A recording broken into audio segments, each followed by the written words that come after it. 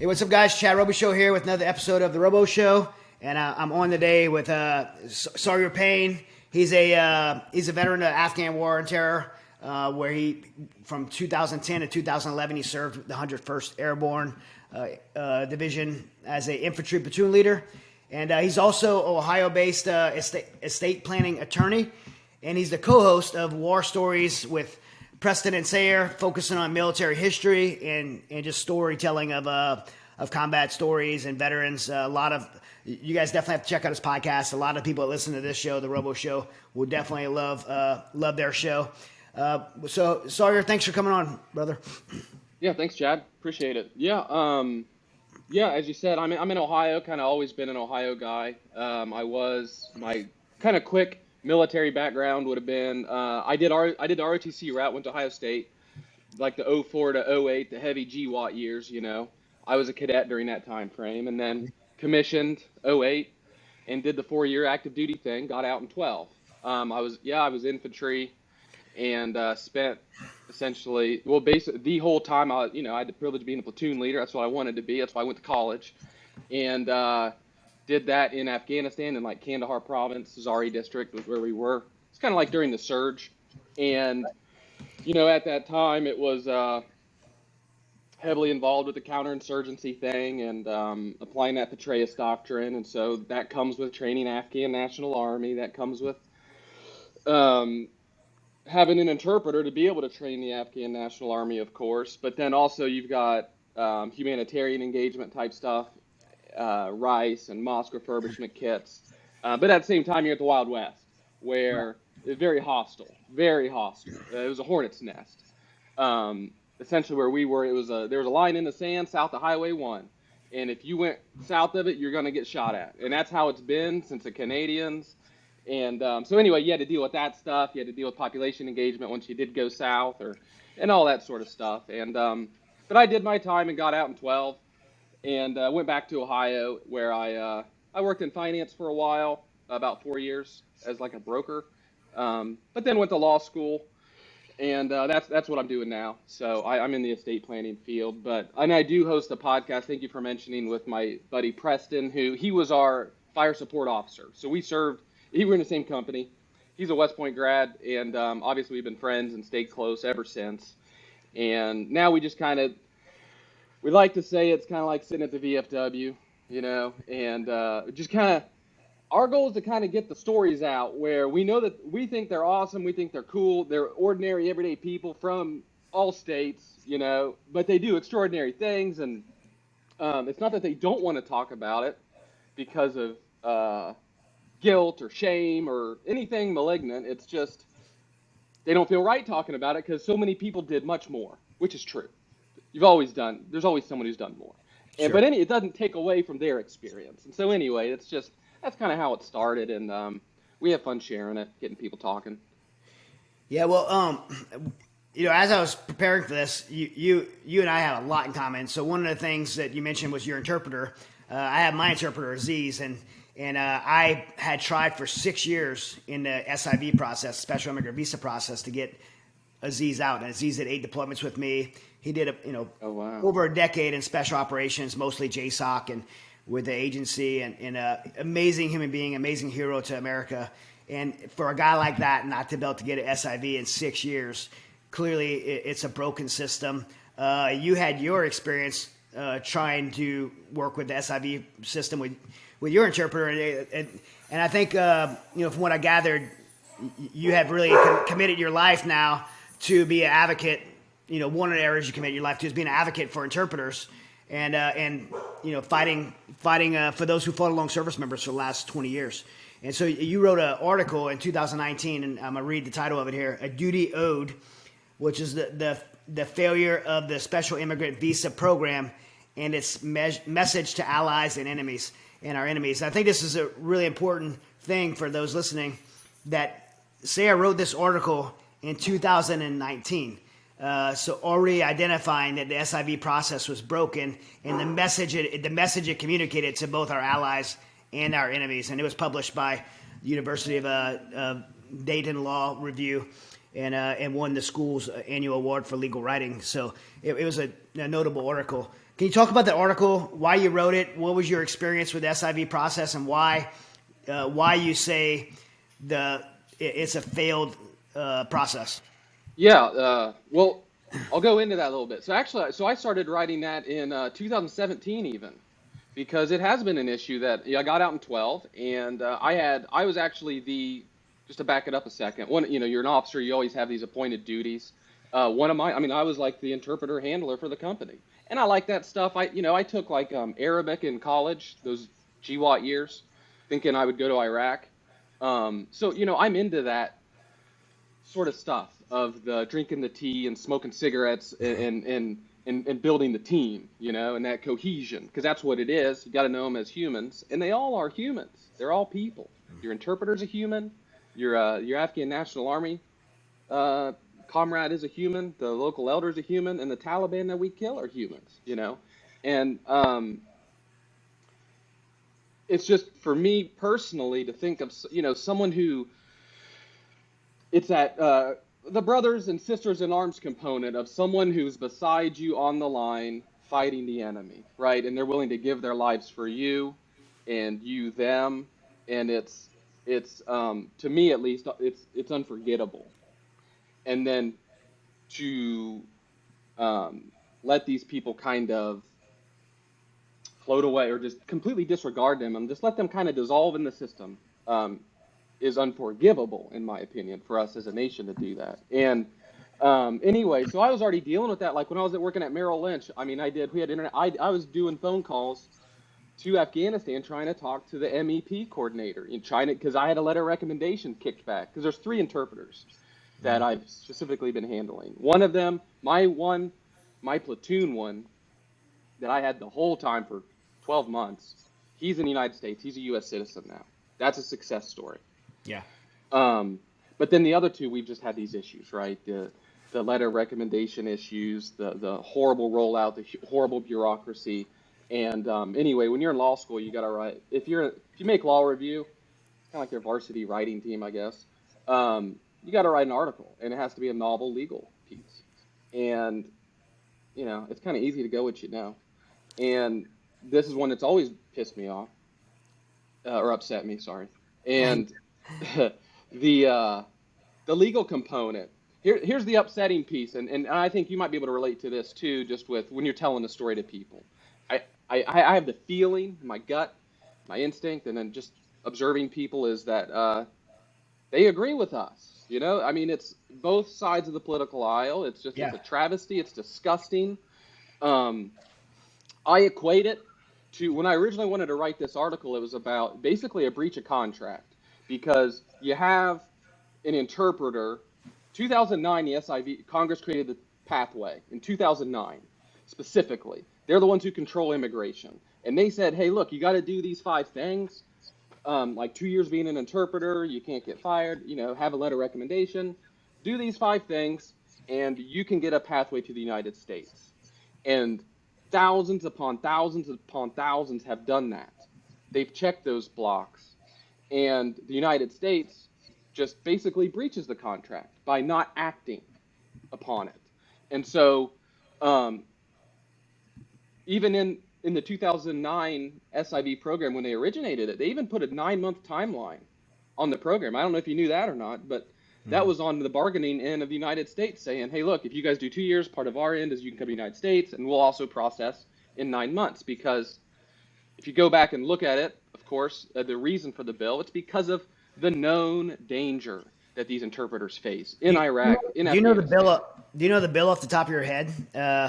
I don't. It's in my article, but I don't know it off the top of my head. People that want to find that, they can reference your article. Where could they find your article?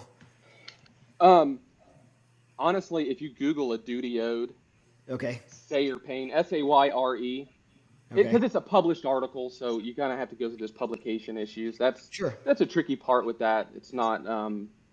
So I just want people that listening to be able to find it and be able to reference that bill. Yeah, no, it's a good point. And it's one of those articles that I did. I created it, but it's kind of like I did it in law school, and it does get published, but it's only relevant for people who are interested in it. And that was a part of me also doing it, just even for Like the law school, there's just the disconnect with the civilianry and the military is real. I think I was aware of it with the 1% thing when we were in. We all knew that, but it's like Yeah, it's really come to fruition. And as the World War II guys are like 100, they're not around. The Vietnam guys are really getting, they're aging out, and it's really going to be a disparate number between us and the regular population, which is a math thing. It's not good or bad. It just is. And sharing this story about the interpreter because just so many people are not aware of it, that we would outline all of these conditions.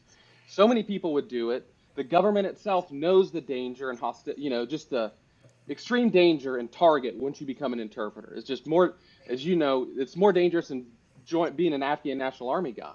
sure. It's just the worst traitor of all traitors for them. And they even wear the United States uniform. And I guess the upsetting part for me that besides just besides just the moral obligation, but you got the legal issue in the sense that they can't do anything about it. So they did the job on the promise, and they have no like legal standing to sue the United States government. Whereas just no protections in the courts or anything, any legal document to get some sort of justice. Whereas, if a terrorist, Al Qaeda, high level Taliban, guess what? They get arrested, they go to Guantanamo, and they get constitutional protections. Right. And so we're affording constitutional protection to our enemies, which I agree with, but then we're not doing it to our allies. And I almost put it in the same bucket like when I was a kid, thinking of like the Native American conquests. It's a nasty subject. It's complicated, a lot of death on both sides. And I always kind of sum that up as it's kind of the way of man, and it is what it is, I guess. Just the we've always been conquerors and conquered, I guess. But the thing that was really upsetting to me was the shame of the treaties that we would five-finger close people on these treaties. We would lie, we would deceive, we would get other tribes to sign for areas that they weren't even responsible for, and other tribes actually were landowners, or they didn't have owners, but land possessors. And as a kid, I was like, man, at least we don't do that anymore. That was so Right. jacked up. And it's like, that's not true. But But we we're do. doing it today. We've done it in Vietnam. We did it when we left Al Assad Air Base in Iraq in 2009. And the most horrific I think we've done in the history of our country is what we're still doing right now. Not what we did in August to the Afghans, but what we're still doing right now because I get hundreds, and I'm not exaggerating. We get hundreds of emails every day from people who have been left behind and betrayed by our government in the most horrific way, including our friends. Yeah, which I mean, and I definitely appreciate your work, and I'm aware of it. Save Our Allies, all those guys, all those organizations, like Matt Zeller, his work that he was doing, and it's in the law review article, and that's a frustrating part too. I mean, as you're mentioning, it was several years ago, and there's just so many canaries in the coal mine about this. Like there is zero surprise, like that this was going to happen the way. If you were to tell me how we would treat the evac and what actually happened, I'm not surprised at all. This is exactly what we've been talking about. To me, I mean, I think one of the things that should be communicated also is like I was tracking. It was AWA, America Wartime Allies. Right. They said 90,000 before basically the Taliban blitzkrieg. We had about 90,000 of allies in country, 16,000 being the interpreter, and then their spouse and children under 21. And we only evac'd about 8,000, but the point being, the fact that we had 90,000 still there in 2022 is the problem. When Right. Congress created a 9-month pathway in 2009, it's just who are the watchdogs? Where's the accountability, right? Yeah, I mean, just for some context, by the way, the 2009 bill is called the Allies Act, and the bill passed in 2021 for an expansion of it, and it was a 407 to 16 vote. So this is overwhelming by our House Representatives but bipartisan to do the right thing for our allies. And so 100% of this, while the House voted 407-16 bipartisan vote, that shows this completely falls on the White House to not execute and keep our word to the Afghan people, our Afghan allies. And people are trying, and I think that's the part of it. I don't mean to interrupt, but we have bipartisan agreement, which we just don't get. And it's that whole, it's like that Mr. Rogers thing of look to the good people, right? When bad things are happening. And, there are always good people. There's, and unfortunately, they don't like to shine the spotlight on themselves and tell the story. They just kind of do it because they feel like they have to. And that does exist in the State Department. There are people in Humanitarian City that are state officials, not just volunteers, trying to do the right thing. I just feel like we got to keep the momentum, keep the spotlight on the situation, I guess, is also because people have to know, because the world's jacked up. Yeah. I mean, there's problems everywhere. I mean, we got daily problems in our own houses, in our own communities. And if we can't take care of our own self, how can we be worrying about people overseas? And I understand that sentiment. I understand that. Right.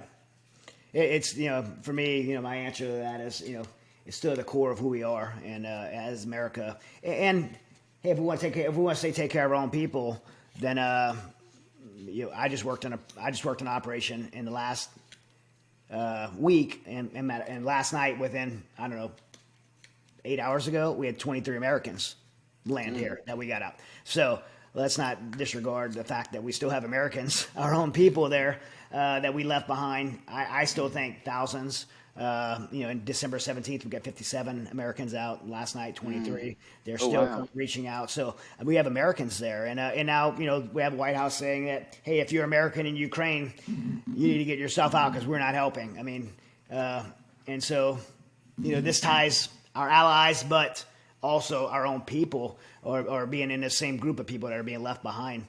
One of the things you said in your in your article that I think is super important to not gloss over is its message to our allies and our enemies. So what's the actions that we're taking with the SIV process, with the betraying our allies, with our willingness to just disregard the people that helped us for 20 years? What's that message to the Afghan allies, but future allies, and to our enemies? What do you mean there in your article?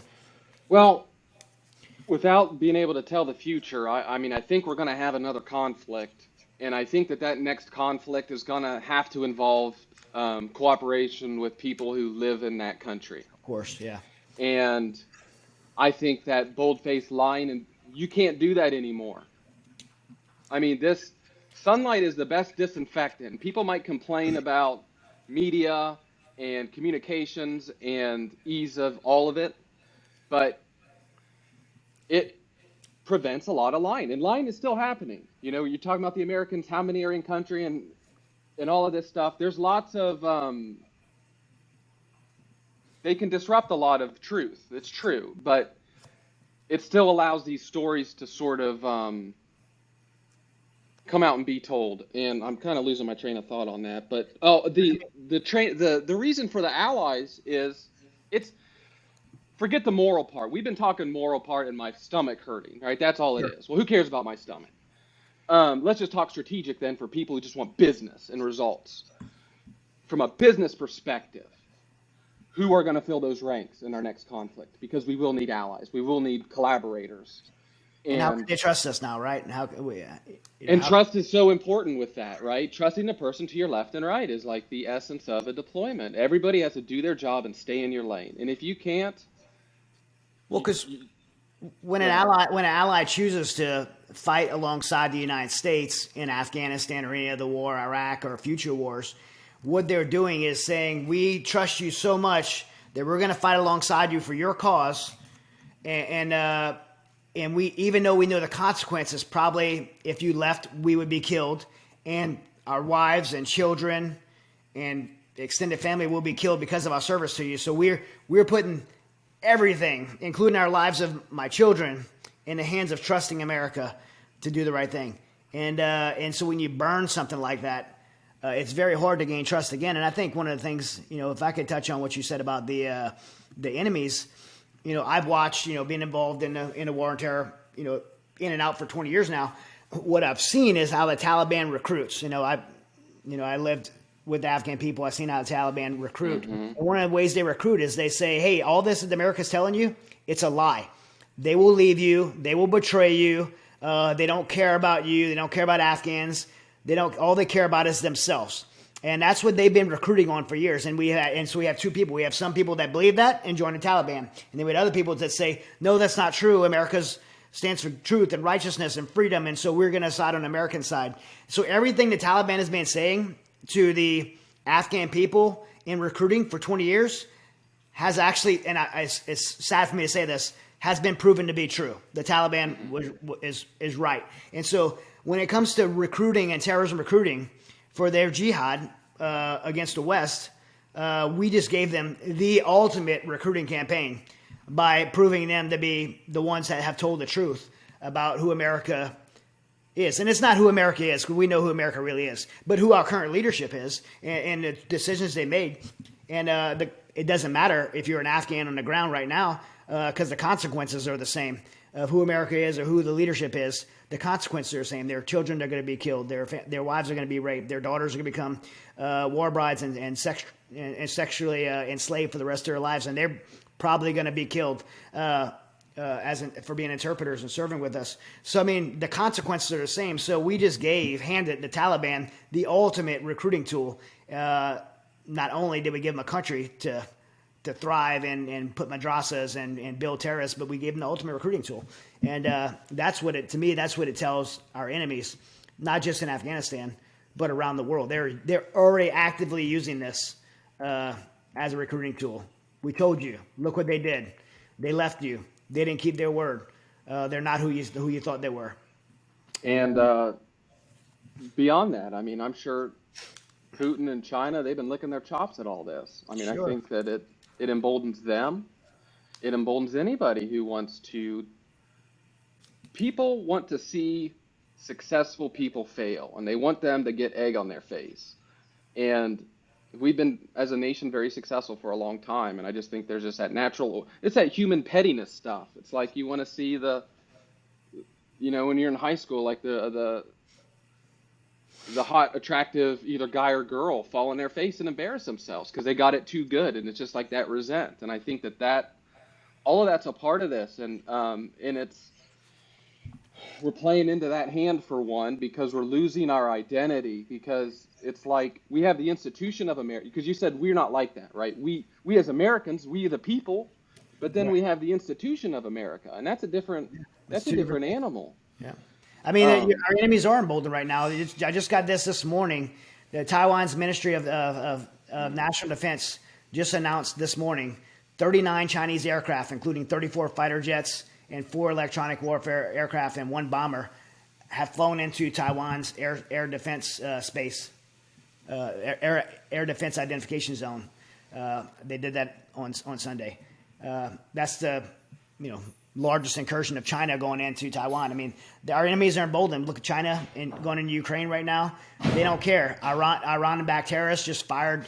It's not even hitting the mainstream media, but Iran just fired missiles. Iranian-backed terrorists just fired missiles at 2,000 of our troops in UAE yesterday.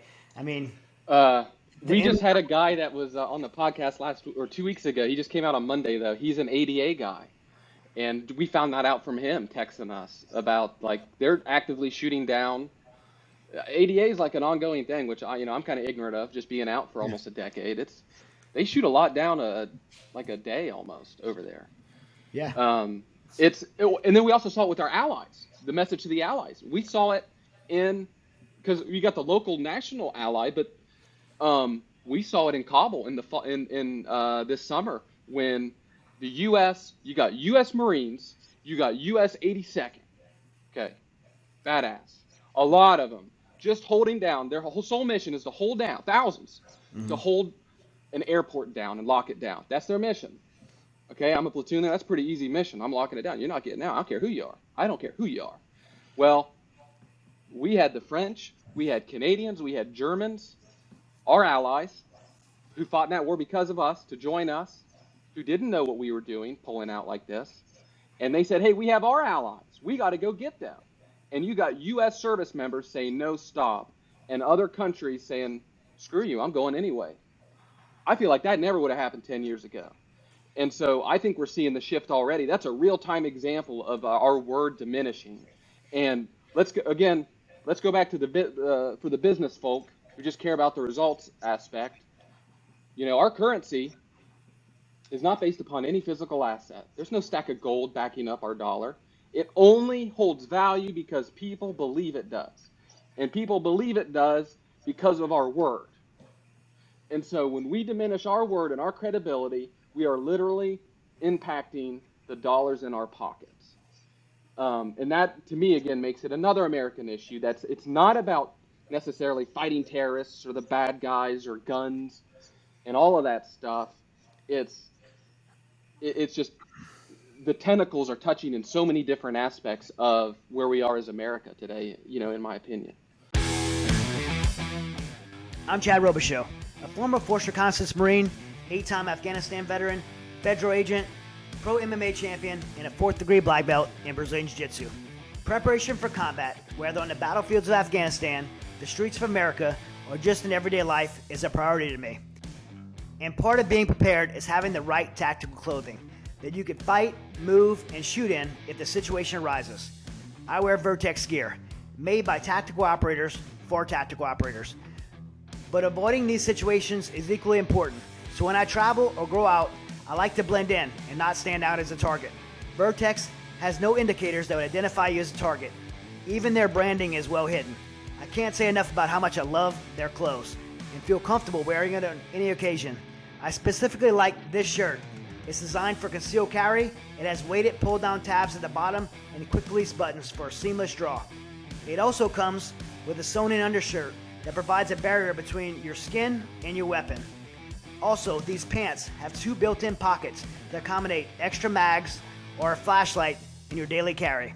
So head on over to Vertex.com and use promo code ROBO20, that's ROBO20, for 20% off of your next purchase. Hey, so your interpreter in 2015, you believed he was murdered, and then you got a Facebook message that said he was alive, and then you've been working to evacuate him. Can you tell us that story and where it sits right now?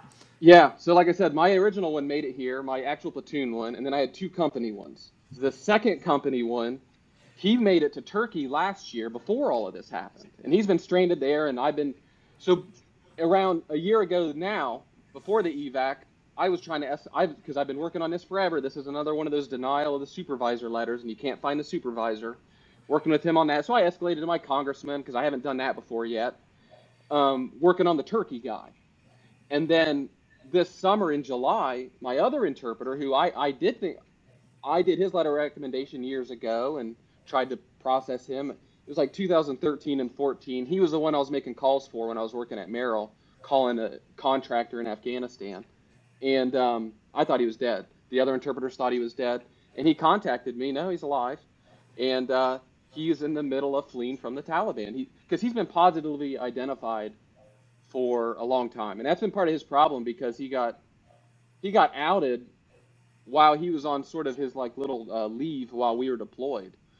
Very early on. So that was over 10 years ago. He was 19. You know, he's a 19-year-old kid. He didn't know much of anything. He wasn't like he's naive. He's just a gentle, innocent person. Let's put it that way. And he was thrown into the front lines of 101st at like this sort of tip of the spear, pushing in the surge in the hornet's nest. And he's been paying for that ever since. And so he reaches out to me in July, where they found him, and he said he hid in an oven, which I don't know what oven he's describing as oven, but essentially they searched his house. Like, just think about Gestapo looking for Jewish people. I mean, that's literally what happened to him. He was able to hide, and he fled that night. I reached out to an author or a journalist from Task and Purpose around July, like, because he wrote an article about this issue. I was like, hey, he seems like an ally, and he connected me with a handful of people, one being Kim from AWA, who this is early to mid-July, sent me an email like, hey, go to Gulbahar in Kabul, which I've never heard of, but it's kind of like the green zone.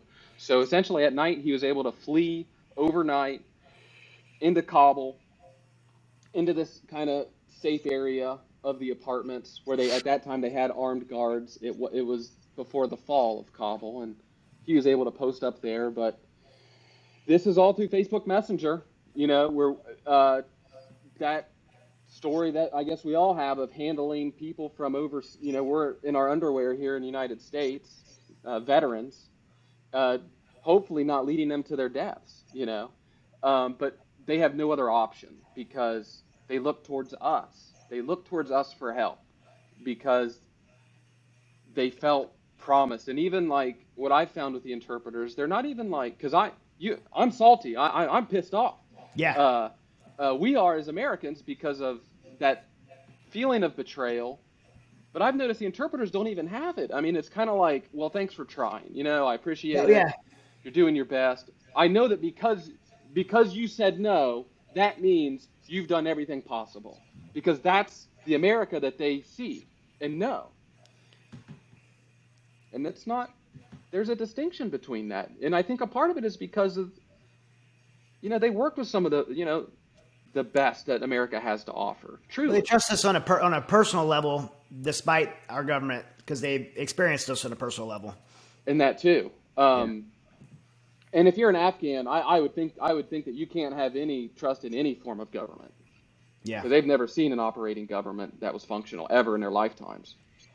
I mean, right now, one of the things I'm seeing is we have Afghans, the same Afghans that we served with, who have chosen to stay in Afghanistan or have got their families out, and then went back, and they're working with us at organizations like Sayre Allies to continue to rescue not just Afghans, but to continue to rescue Americans. Those 57 and 23 Americans that we got out, we don't have any of our team on the ground doing that. We have Afghans on the ground doing that. They're still saving Americans for us and putting their lives in harm's way. I don't have confirmation on it, but one of our teams that was out there said that one of those Afghans was killed just a few days ago, saving Americans, moving Americans. And so, they're still doing it, and they're still fighting for us, even while we're in the process of betraying them.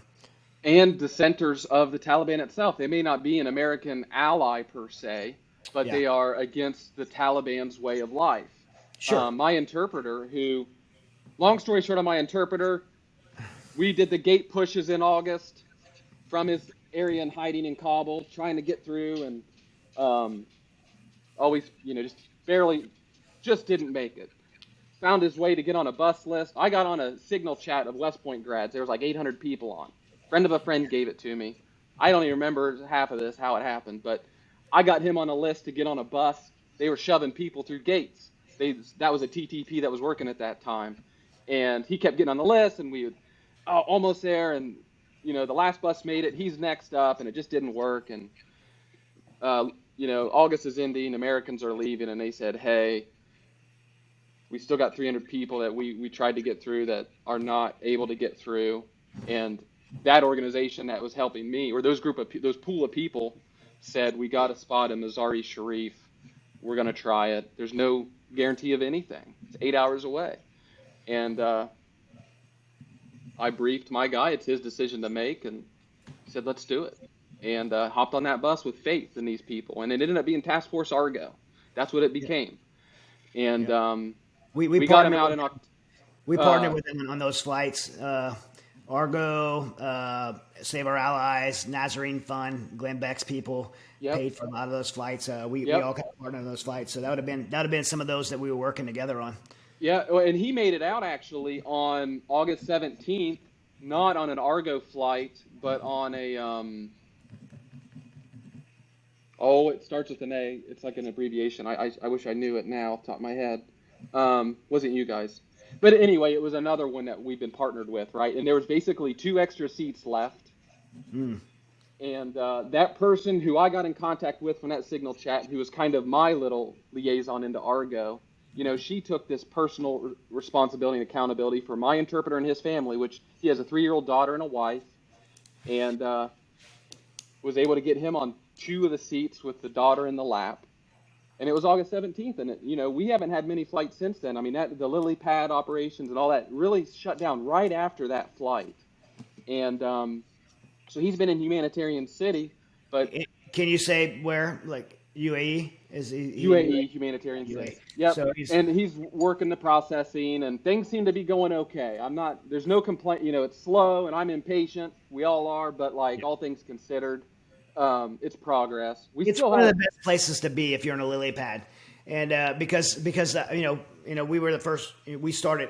I was there. I was at Humanitarian. I've been there a bunch of times because. Oh, really? That's where we negotiated the original relationship with UAE to open that for us. And originally it was 4,500 beds, but we ended up putting almost 9,000 people there. Yeah. And so my interpreter is there as well still. And the State Department, some of the guys on the ground with the State Department are great people, but the State Department as an institution, I believe, is intentionally leaving people there and not moving them, because if they move them out, they're in fear that we're going to move more people there. And so they're intentionally creating a roadblock and cutting off that back valve to stop us from evacuating people. And meanwhile, playing games with these people's lives and not immigrating them. And by the way, the U.S. government has moved thousands and thousands, tens of thousands of people here that were unvetted. Everyone that's went to the humanitarian center was pretty highly vetted.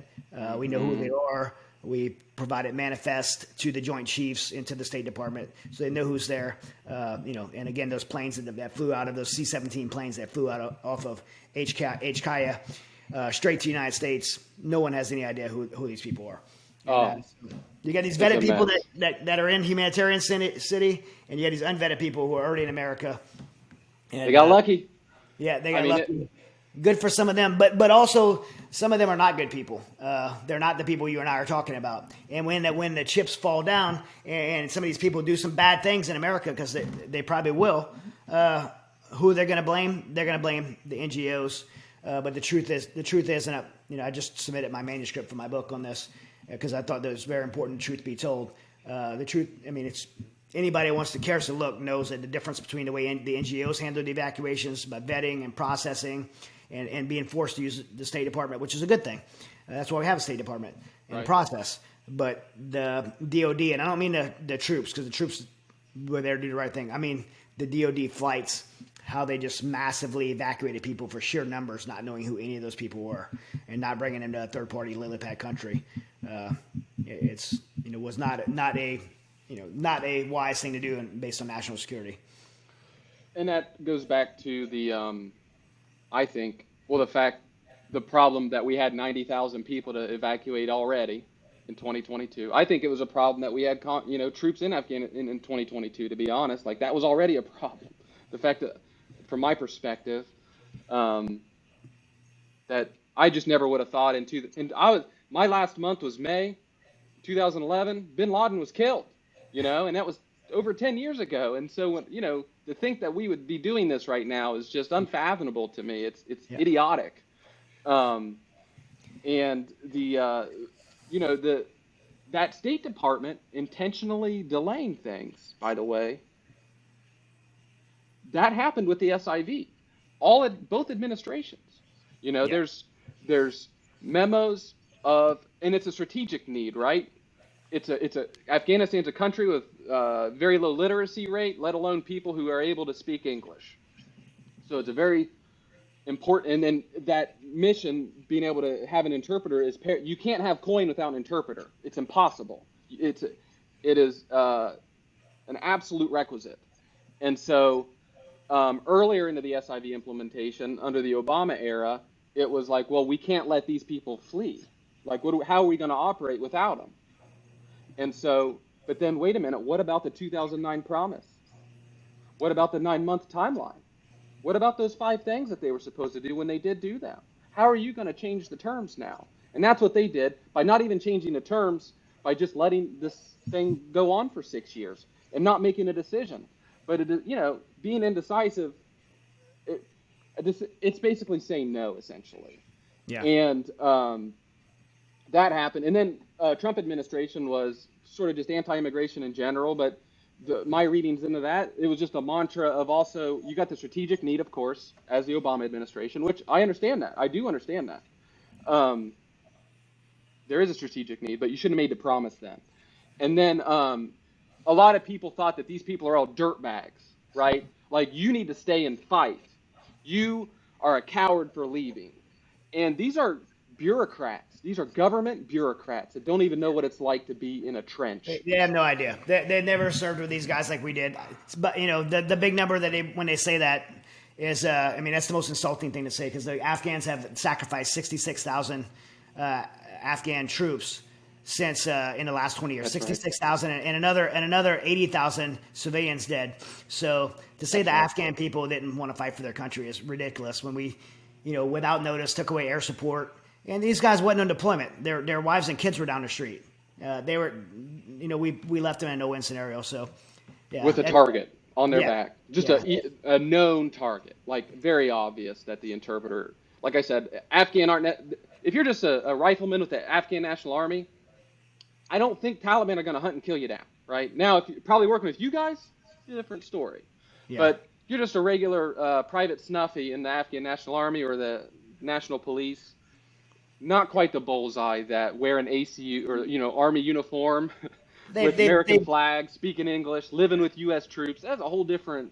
There's thousands of years of Afghans switching sides. They're used to that. Yeah, well, exactly. But they're also used to retribution. Yeah, eye for an eye, sort of that code of justice. But the mission continues, though. Yeah. Yeah, we could, man. Yeah, I feel like we're just getting started. We could talk about this forever, especially, some of the, some of the, policy issues of the withdrawal itself. But we're already a little bit over, but that's okay. It was good, great stuff, and I really appreciate your voice in this. Definitely, if you have not read if you're listening and have not read his article, look it up. It's if you want to quote it one more time. It's A Duty Ode is really the title of it. Yeah, check it out. And Sayre Payne, Sayre Payne. I need to find a good way to sort of get it out. I haven't figured that out yet because I did put a lot of time into it, and it's important. People need to know. Yeah, in the Afghan Allies Act in 2009, again, it was revoted on for extension in 2021. I was actually pretty involved in pushing that. So if you want to look up any of the facts that we're talking about here, I mean, this is not stuff we're pulling out of our butt. This is a promise that our government made officially to the Afghan people, and they've been betrayed. And not just Afghan people, our allies, those who fought beside us, and we betrayed them. And we still have the ability now to do the right thing. At any moment, you could always do the right thing, and our government needs to be held accountable for this. So, push your congressmen and senators. I've been saying that for months now. Push your congressmen and senators. You vote for them. You're their constituents, and they're the ones that have the power to put pressure on the executive branch and the White House to do the right thing. So, hey, man, thanks for coming on. Appreciate it. Anything you want to link and plug before we hop off? I'll plug War Stories with Preston and Sayre. Okay. Check it out. Different variety of guests, so find one that you might be interested in. But Vietnam, we had a 99-year-old World War II D-Day Ranger who stormed, second off the landing craft, Point Du Hoc. So that's a fun one, and it's just fun conversation. So check it out. Thanks for listening, guys. God bless. Until next week or next time, we have some really great shows coming up. So look forward to having you guys back.